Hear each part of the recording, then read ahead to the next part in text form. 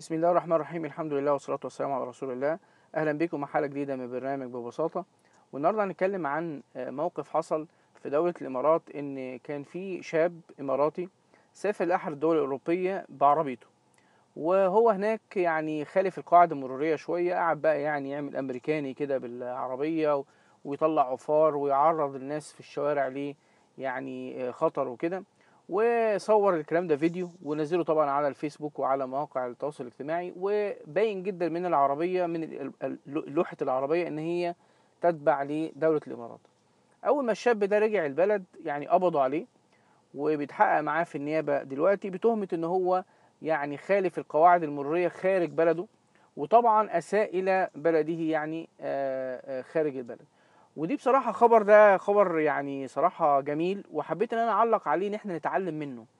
احنا فعلا محتاجين ان كل مسلم يراعي ان هو مش لوحده، في مليار و800 بني ادم مسلم زيه، فلازم ان هو يراعي في تصرفاته وفي كلامه ان في مسلمين كتير زيه بيتم الاساءة لهم لو هو ما كانش سفير كويس لدينه.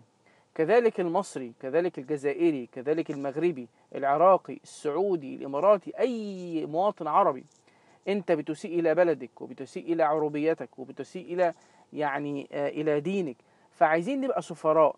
انا نفسي ان الشخص الملتحي يعرف ان في ملايين من الملتحين زيه. فانا نفسي نرجع نحبب الناس في اللحية وسنة النبي صلى الله عليه وسلم.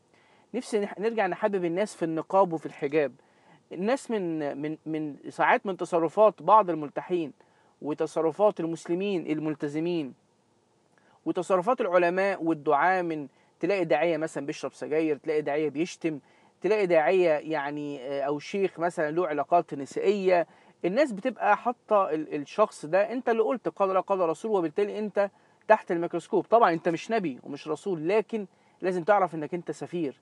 فأنا أتمنى أن احنا نرجع نحبب الناس تاني في اللحية، في الدين، في الحجاب، في النقاب، في الوطن العربي، نحببهم في الإسلام. والإسلام انتشر كده، انتشر بأخلاق المسلمين ولم ينتشر بالسيف كما يدعون عليه.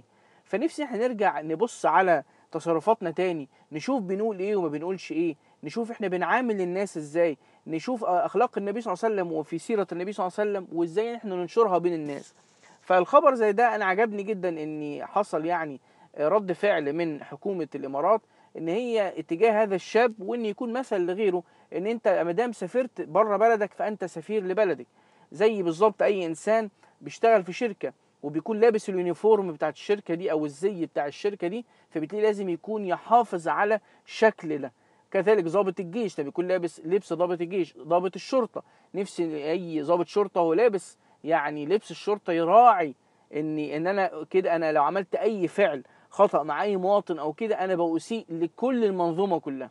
فلازم الانسان يكون مسؤول اكتر من كده، ولازم ان كل واحد يبقى عارف انه فعلا لازم يكون سفير لبلده، لدينه، لشغله، لكل الكلام ده كله. اقول قولي هذا واستغفر الله العظيم لي ولكم. وقبل ما اختم اتمنى ان كلمه اخيره، ان كل انسان يكون يعني اقرانه يفتخر ان هم منهم.